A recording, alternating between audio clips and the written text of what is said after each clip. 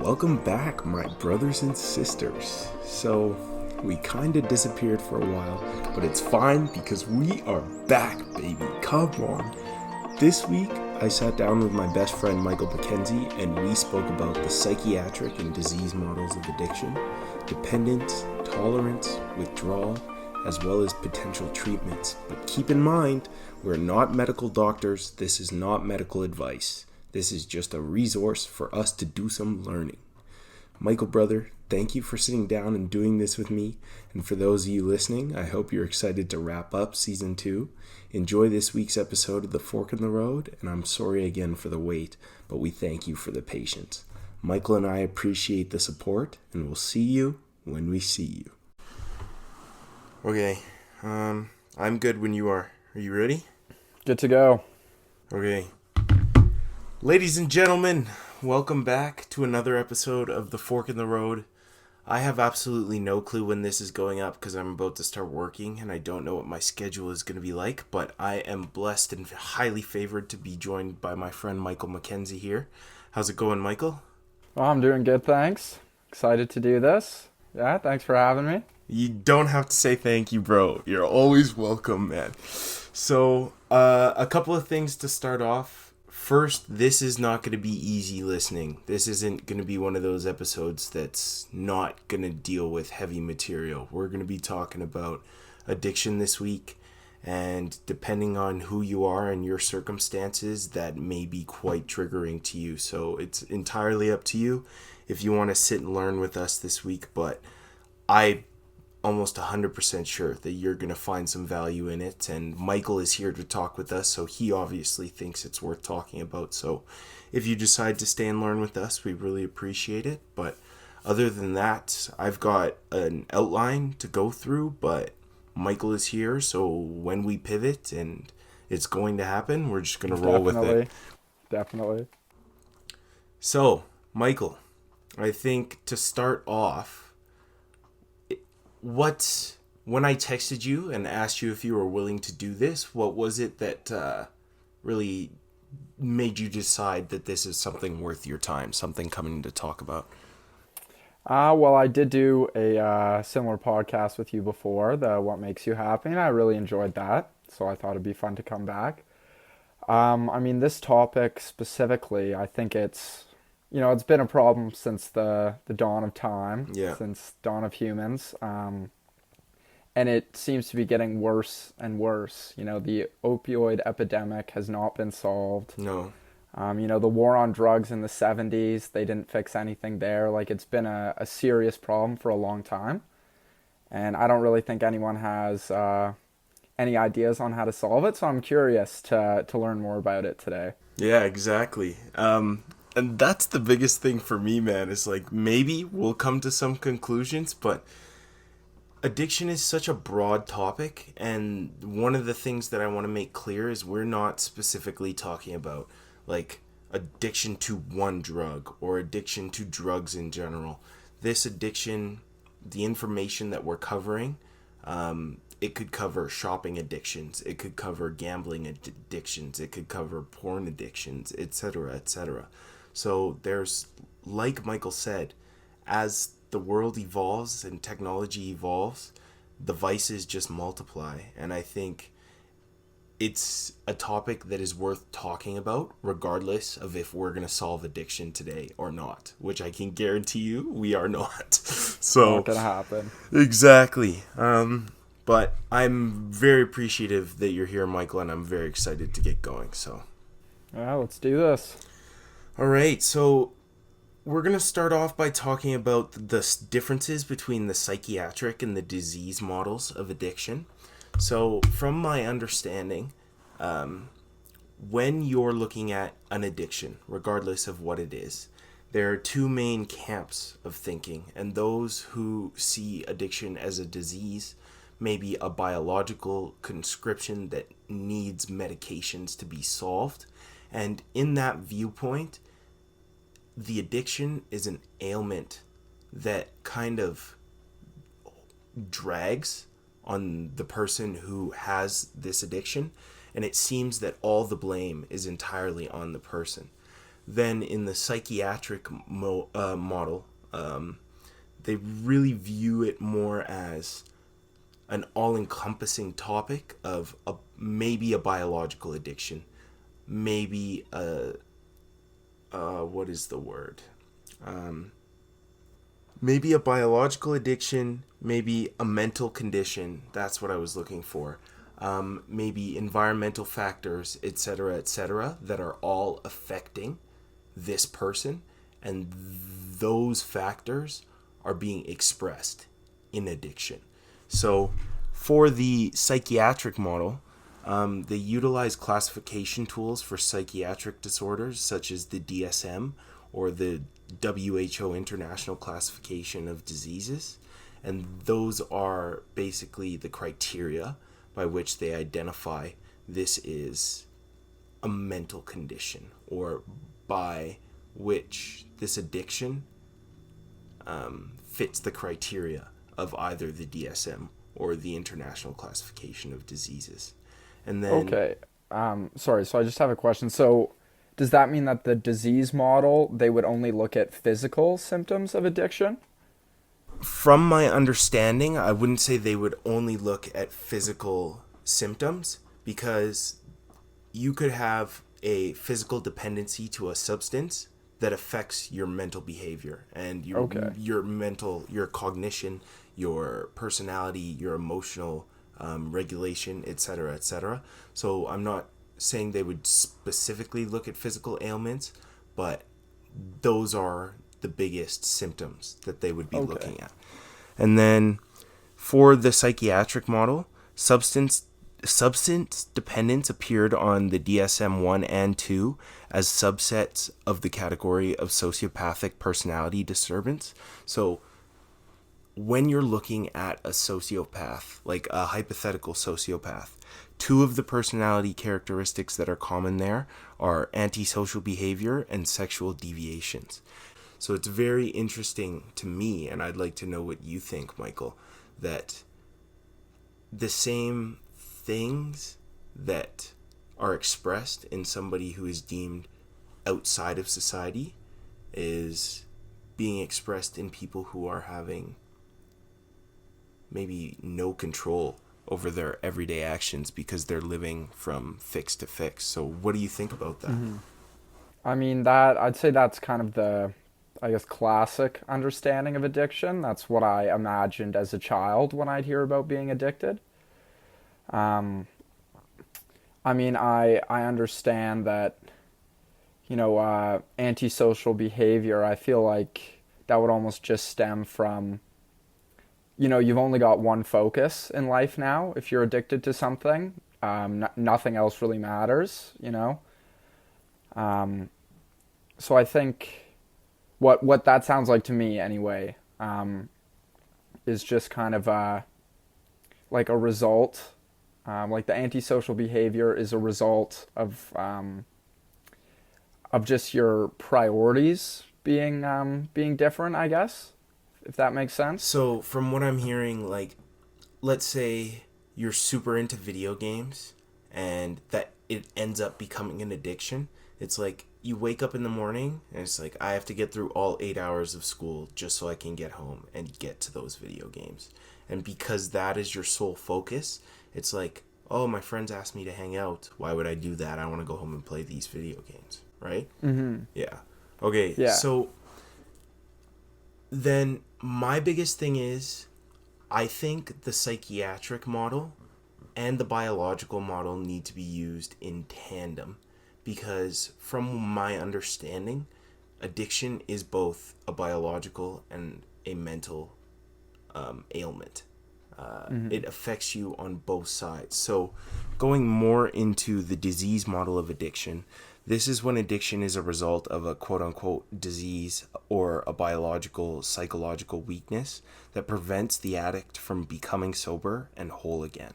So under this model, the definition of an addiction is a behavioral habit that a person regularly engages in that prevents them from carrying out their responsibilities.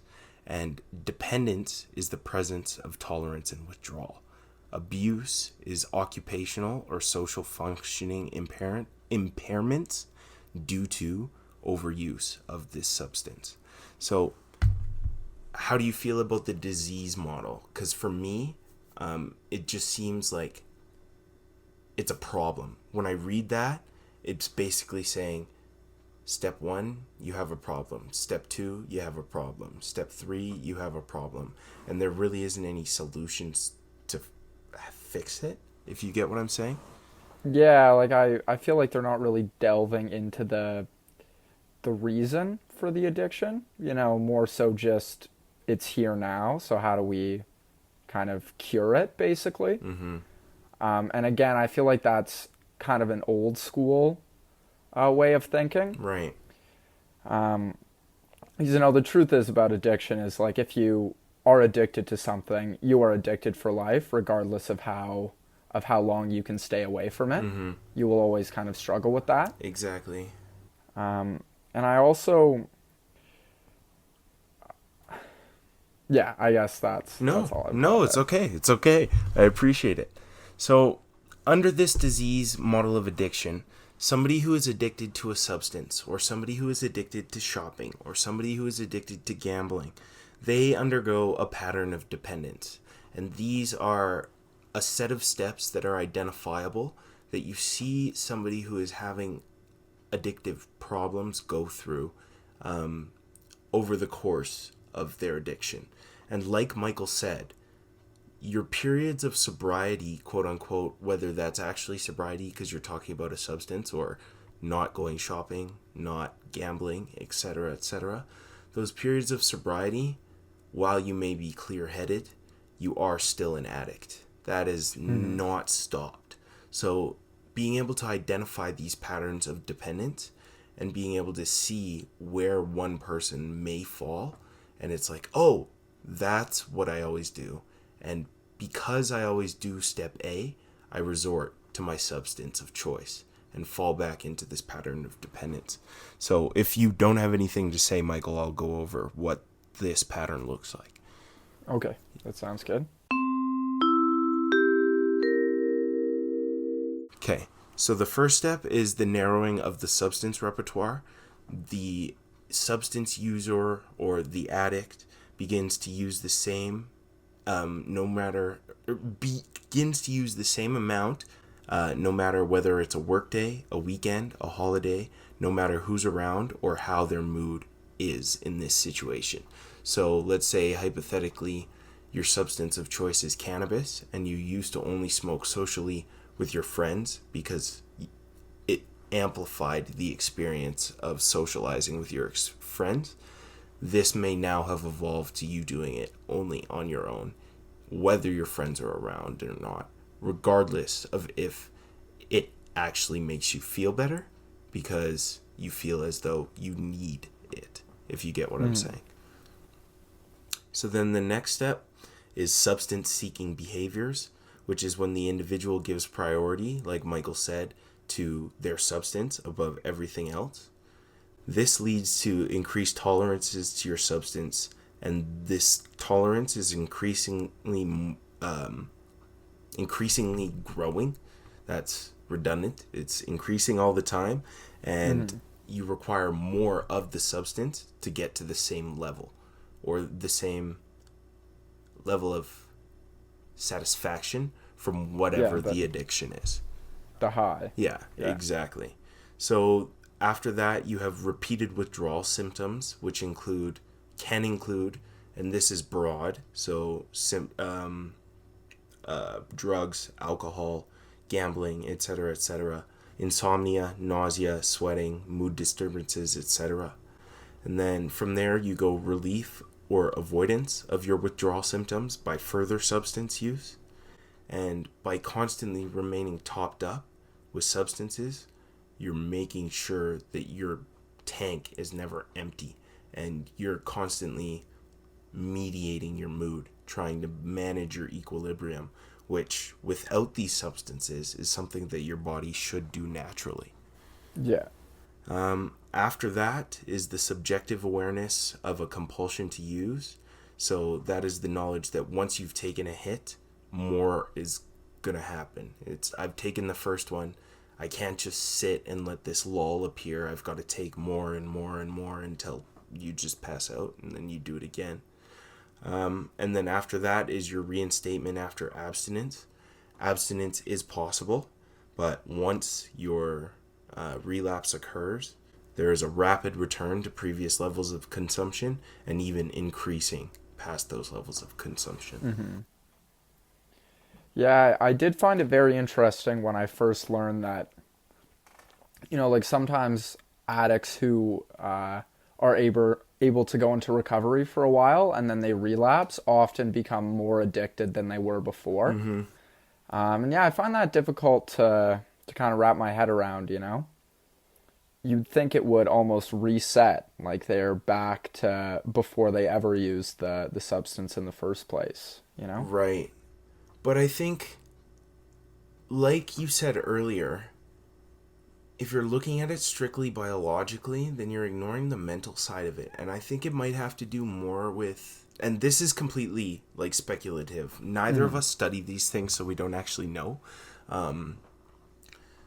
I think it might have to do with the failure aspect, because it's like once you've failed, you're like, well, I can't go back there. I tried, didn't work. Mm-hmm. That was the worst. I've hit rock bottom.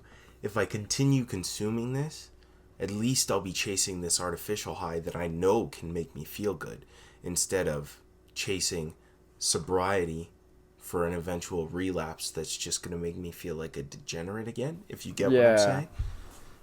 Yeah, and I think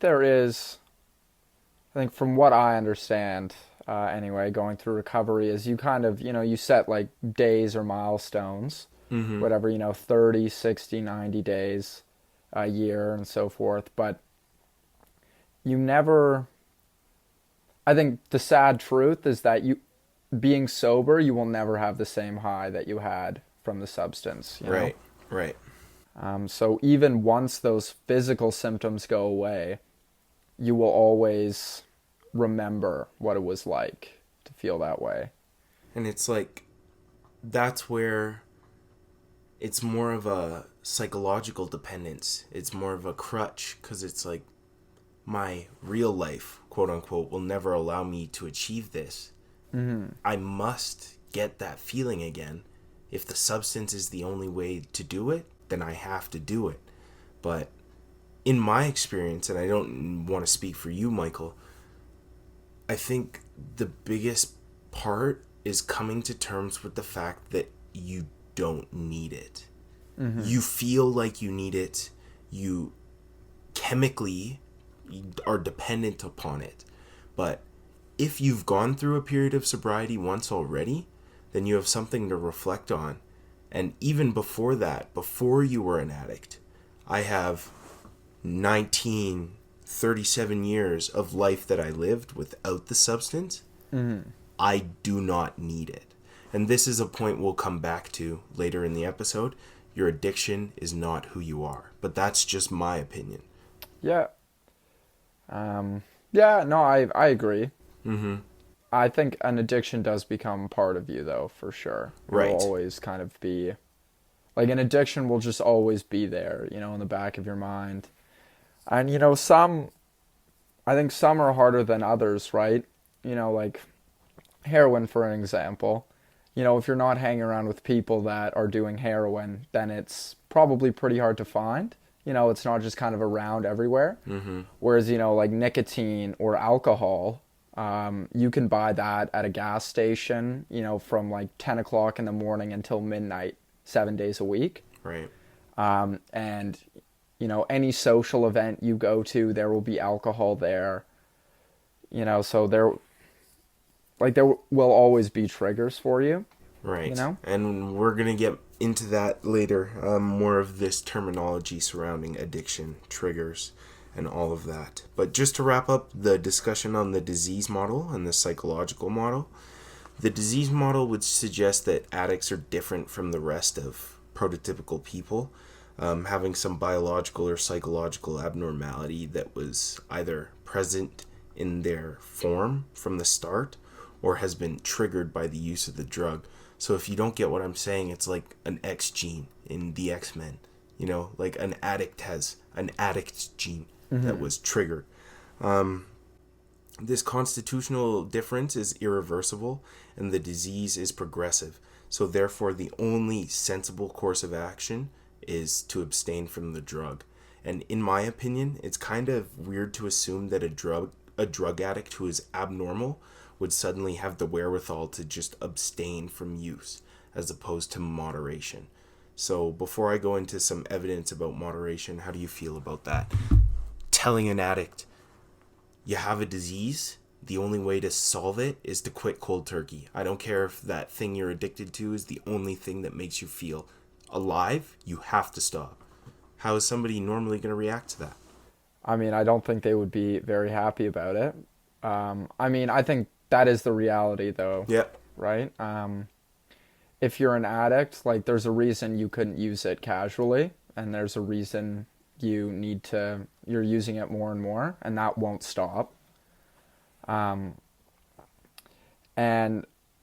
I mean, that is the first step, is saying you have to go cold turkey, but just saying don't do it, I feel like that is a massive oversimplification of what it takes, Well, I don't know. I just think you need to have something other than that. There's like the AA, the 12-step program, like therapy, replacing a bad addiction with a good one, stuff like that.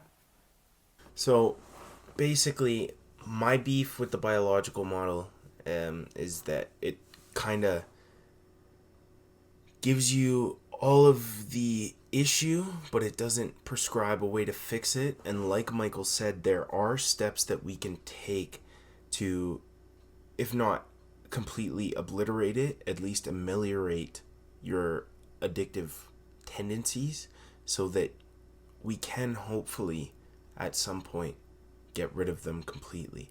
Because what I think, I don't mean to speak for the addicts of the world, but what I would think any rational addict would say is that they wouldn't want their addiction to be a part of their life if they could have avoided it, right?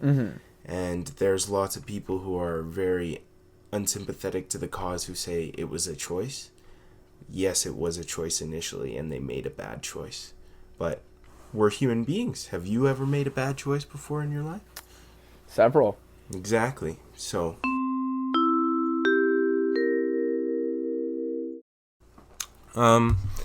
when it comes to moderation, studies, and this is specifically on alcoholics, by D.L. Davies in 1993, showed that some diagnosed alcoholics have moderated alcohol back into their lives after an abstinence treatment that was 7 to 11 years long. Thus, the assumption that addiction takes the grip and that there's no solution is clearly not the case for every single situation. Oh, wow. But we also need to take into consideration that that was a 7 to 11 year long abstinence period. That's, depending on how old you are, a quarter of a lifetime, half of a lifetime, whatever. Half our lives. Exactly. So, like, while it's clear that this one study has shown that alcoholics over a long abstinence period can moderate back into their lives, it also made it clear that binge consumption were common, like, throughout those abstinence periods. Each one of these alcoholics definitely ingested alcohol at some point through those 7 to 11 years.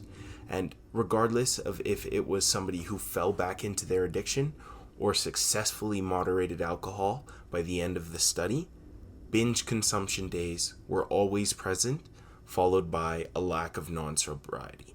So for addicts, it seems as though that after sobriety, there usually comes a day where you jump like head first back into it, and it's all about getting back off the train, right? Yeah, and I think I'm honestly quite surprised by that people were able to moderate alcohol after being like a diagnosed alcoholic. But I feel like, getting back into it would be kind of risky, right? Because maybe you Right. can moderate the alcohol when you've got a really good job and you've got a good relationship going on, right? And there's a lot of positive things in your life. But what happens when those things start to go away again, or you start to lose Exactly. them? What will your first reaction be, right? So, I mean, that is surprising to me. Impressive for people that were alcoholics and then can moderate it. I don't imagine I'd be able to do that if I was in that position. Right. And I also want to say this is not us advising you to moderate. We're not giving you any advice whatsoever. We're No, not I'm learning doctors. here. Exactly. We're just here to talk, man. Just here to talk and here to learn. But I agree with you, Michael. Like, the amount of self-control that would have required. And then, like you said, life just falls apart overnight sometimes. And if you've dipped your toes back in the water, you may want to fall back into that comfort. And is it really worth it is the question I think we all got to ask ourselves at the end of the day, man, to whoever it is. Yeah. I mean, I think addiction is irrational. Mm-hmm. You know, you will do it even though you know it's bad. Mm-hmm. And I think it would probably be pretty hard to take yourself out of the craving. Right. You know, like to think rationally while you're in a state of kind of withdrawals or something like that. You know?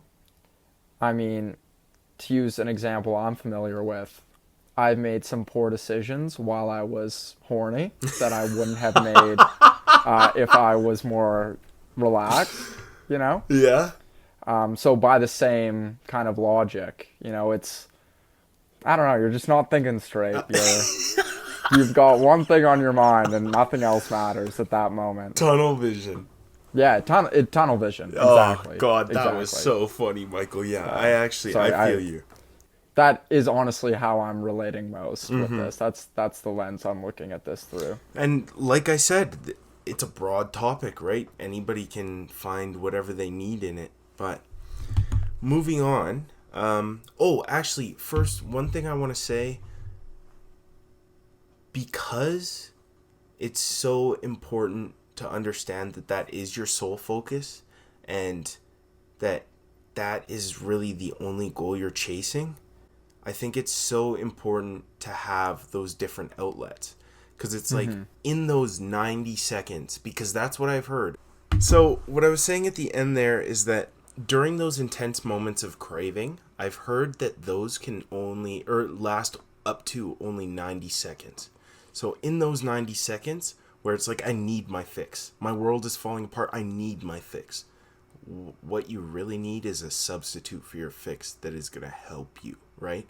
Whether that's a rage journal, whether that's going and doing 50 push-ups immediately just to distract you, etc., etc. There needs to be something productive that you can find to replace that behavior. Because after those 90 seconds, you're going to sit there and look back and think, oh, if I'd hidden that fix, my whole day would be a write-off. But now I'm sober, free in mind, and ready to go about my day. Yeah, I actually just watched that episode of Brooklyn Nine-Nine where Amy's trying to quit smoking. And I think Terry tells her to dump her head in a bucket of ice to reboot her system when she gets a craving. Is that anyway, your advice? Dump your head. Word. If a bucket of ice water, man, just have that with you at all times. Word. I'm down. It worked for Terry. That guy was jacked. Exactly. He was addicted to food. Facts. Terry Crews. Is he Terry in the show and his name is Terry Crews? That's meta. Yeah. That's meta. Okay. It works. So moving on, we're going to be talking about tolerance and withdrawal. So one of the things that I've learned preparing for this episode is that tolerance and withdrawal are both situationally and psychologically determined.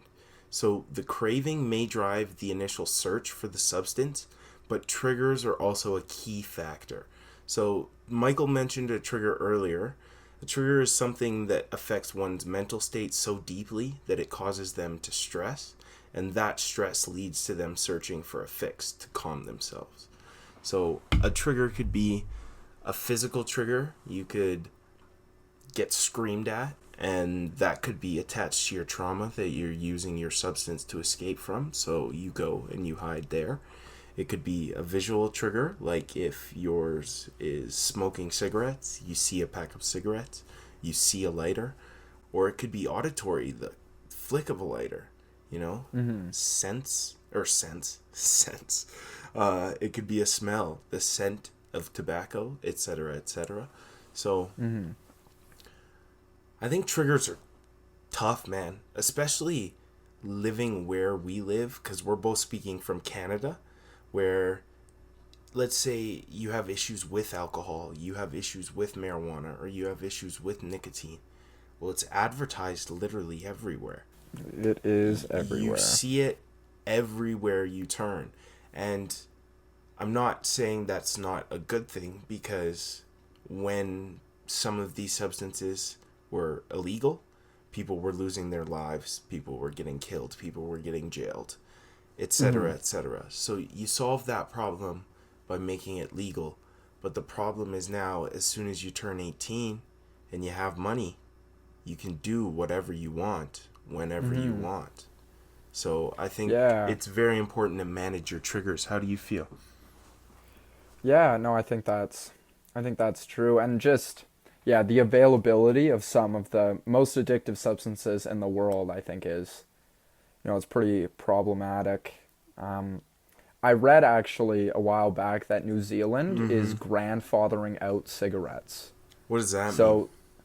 So something like by 2030, whoever was born after 2010 will never be able to buy cigarettes. Oh, so they're saying like you can't start. They're physically... Yeah. So if you're 65 right now, you can, and you've been smoking your whole life, you can still buy them. But it's the new generation that won't be able to buy them at all. So you can just never get addicted. Yo, I'm not going to lie to you. I am 100% behind that. And the worst thing is that it's in my purview that the government should not have the ability to, like, pick and choose what we are allowed to do. But when it comes to stuff like this, or like flavors in vape juice, I am all behind the government saying, no, you can't have access to any of it. Because if they take it away, man, what are we supposed to do? I agree. I think it's good for the government to intervene with these sorts of things that are like bad for you, basically, and super addictive. I think it's their responsibility to make sure we know kind of the impact of using. Right. I'm talking about nicotine specifically now. Right. But I think the reality of humans is that there will always be a way to get it, So whether you smuggle tobacco into New Zealand for smaller kids or you get an older person to buy it for you, there will always be kind of a way to work around it. Right. And sometimes the workaround is actually a lot more dangerous than just using the approved substance. Right. I think, like, the main example I know of is, I think it was last year or 2 years ago, the government banned nicotine over 20 milligrams, right? Yeah, something like that. Yeah, nationwide. And you used to be able to get up to 50. And so that was good. 50 seems insane now to even think about. But now there's this new thing called, every brand has a different name for it. I know, like the Aloe, it's called the Aloe Hit. Oh, like Bold? Bold, yeah, that's another one. And that's actually synthetic nicotine. Okay. So basically a Bold is supposed to hit like 50, Nick, even though it's technically only got 20 per the Canadian government's like regulations, right? And they don't have any laws around synthetic nicotine, but they also have no research on the impact of it, the addiction of it, the long-term effects. They know nothing about that, right? So, at least we know what nicotine does. Whereas, the synthetic stuff is, I think, quite scary. Right. Or there was that was it called like Flocka or something? Synthetic weed that was legal to sell in the States. Oh, bro, I don't know what you're talking about. Okay, I think it was called that, Flocka. Okay. But it turned you into like a total zombie. Like someone ate someone else's face after smoking it and didn't remember anything when they finally came down. That's so those are just the worst examples. Yeah. But I do think, honestly, the first step is to acknowledge that people are going to be using stuff that's bad for them. Mm-hmm. And all you can do is inform them and make sure they're consuming it in a safe way. Right. And now that you've broken it down, that it sounds logical, right? Because you're right. It's a lot like when the COVID pandemic had just started and the vaccines everybody was talking about, we don't know about the long-term adverse effects. It's the same way with the synthetic nicotine. Mm-hmm. You never know what this is going to do to your body 45 years in the future. So maybe the government taking away that 50 was your incentive to, okay, now I have to buy the 20 or whatever is still in stores, right? Yeah. So just continuing off of triggers, they can have internal cues, or they can be internal cues as well. So, for example, a student may fail an exam. Instead of studying for the next exam, they may go drop $500 at the mall because their brain tells them we always feel great after we go shopping, even though the true happiness would lie in putting in the work and getting the grade that you've wanted. Placebo studies have shown that the effect of believing we are consuming our substance was enough to trigger the loss of control, not the substance itself. And this is based off of a study where the alcoholics were given clear drinks, and one of them contained vodka, and one was just told them they contained vodka, and both of them fell back into their addictive patterns, regardless of if they had actually consumed that day, because they all believed that they had. Wow. Craving is defined as a sense of discomfort that is eased by the consumption of one substance or their addictive activity. And all of this is to say that our mind is kind of crazy, right? Mm-hmm. You haven't consumed alcohol, but somebody has told you you've had. That's enough to defeat you. Mm-hmm. That's kind of crazy. Yeah, that's messed up. So I think Michael and I have said this multiple times already today, but having those things where you can ground yourself, where it's like, yes, my world is falling apart, but I can still go write this rap or go freestyle. Because I remember you telling me that you like to do that and you're what makes you happy. Because it's like you can take control of that 5-10 minutes and come back into your existence and understand, oh, well, yes, I am still an addict, and yes, I do still crave my substance or my addictive activity, but I'm also a whole human being who does have the self-control to take a deep breath, manage myself appropriately, and then move on. Mm-hmm.